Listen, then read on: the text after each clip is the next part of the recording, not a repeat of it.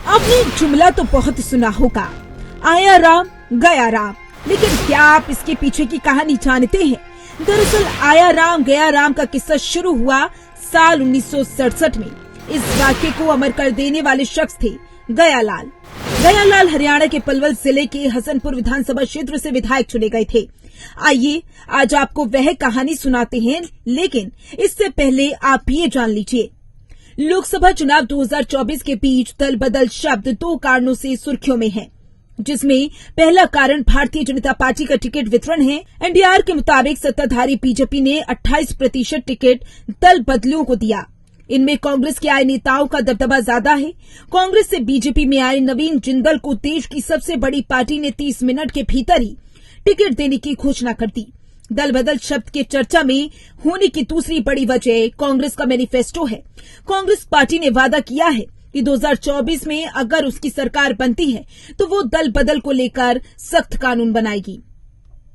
2014 से लेकर अब तक देश में संसद विधायक स्तर के करीबी 1200 नेताओं ने पाला बदला है। एडीआर के मुताबिक 2014 से 2021 तक संसद स्तर के 426 नेताओं ने बीजेपी का दामन थामा। बता दें कि भारत में दल बदल का इतिहास करीब 60 साल पुराना है। 1967 में हरियाणा के एक विधायक ने एक दिन में ही 3 बार पलटी मारी। विधायक की इस पलटी की गूंज लोकसभा तक सुनाई थी। बता दें, गयालाल हरियाणा के 2 बार विधायक रह चुके हैं। उन्होंने अपने राजनीतिक करियर की शुरुआत कांग्रेस से की थी। गयालाल के पिता भी हरियाणा के कांग्रेसी नेता थे। गयालाल 1952 से 1967 तक पलवल नगरपालिका के सदस्य और उप सभापति रहे। 1967 में वो निर्दलीय ही हसनपुर सीट से विधायकों के चुनाव में उतर गए।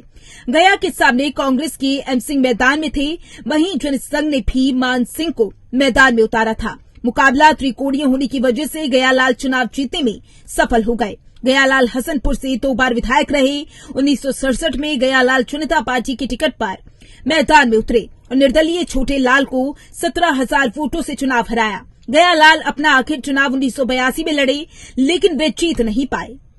इसके बाद उन्होंने अपनी सियासी विरासत बेटे उदय भान को दे दी। वर्तमान में उनकी विरासत उनके बेटे चौधरी उदय भान संभाल रहे हैं। चौधरी उदय भान हरियाणा कांग्रेस के अध्यक्ष भी हैं।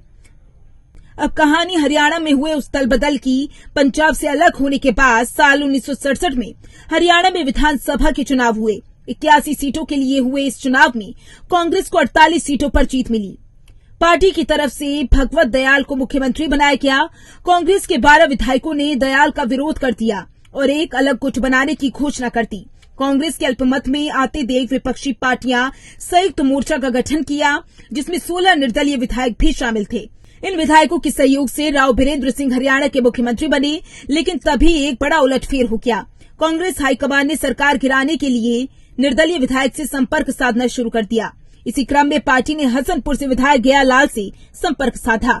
गयालाल कांग्रेस में जाने के लिए तैयार हो गए और दोपहर 2 बजे के आसपास उन्होंने चंडीगढ़ के कांग्रेस कार्यालय में पार्टी की सदस्यता भी ले ली। गयालाल के जाने के बाद राव बीरेंद्र सिंह की सरकार के बारे में कई तरह की अटकलें लगनी शुरू हो गई। इधर राव गयालाल को मनाने में जुट गए। देर रात उन्हें इसको लेकर कामयाबी भी मिली। गयालाल उसी दिन फिर से संयुक्त मोर्चा में शामिल हो गए। गयालाल को लेकर जब मुख्यमंत्री राव से सवाल पूछा गया तो उन्होंने कहा कि गया राम जी अब आया राम हो गए हैं। बाद में संसद में से तत्कालीन केंद्रीय मंत्री वाईवी चौहान ने दल बदलुओं के लिए एक मुहावरे के तौर पर पेश किया। चौहान ने कहा कि देश में अब आया राम और गया राम के खेल को रोकने की जरूरत है। गयालाल को एक ही दिन में 3 बार पार्टी क्यों बदलनी पड़ी? इसको लेकर उनके बेटे चौधरी उदय भान ने एक खुलासा किया था। उदय भान के मुताबिक 1967 में मेरे पिता विधानसभा का चुनाव लड़ना चाहते थे, लेकिन भगवत दयाल ने उनका टिकट कटवा दिया। विधायकों ने जब बगावत शुरू की तब राव बीरेंद्र सिंह के कहने पर वे विपक्षी मोर्चे में शामिल हो गए। उदय भान के मुताबिक बीरेंद्र सिंह की सरकार बनने के बाद उनसे कांग्रेस के बड़े नेताओं ने संपर्क साधा और यह आश्वासन दिया कि चौधरी चांद राम मुख्यमंत्री बनेंगे, लेकिन वे अपने वादे से मुकर गए। इसलिए पिताजी फिर विपक्षी गठबंधन में चले गए। उदय भान आगे कहते हैं कि 1972 और 1982 में भी उनसे कांग्रेस ने संपर्क साधा, लेकिन बूटा सिंह ने उनकी टिकट कटवा दी। तमाम खबरों के लिए हमारे चैनल को सब्सक्राइब करें।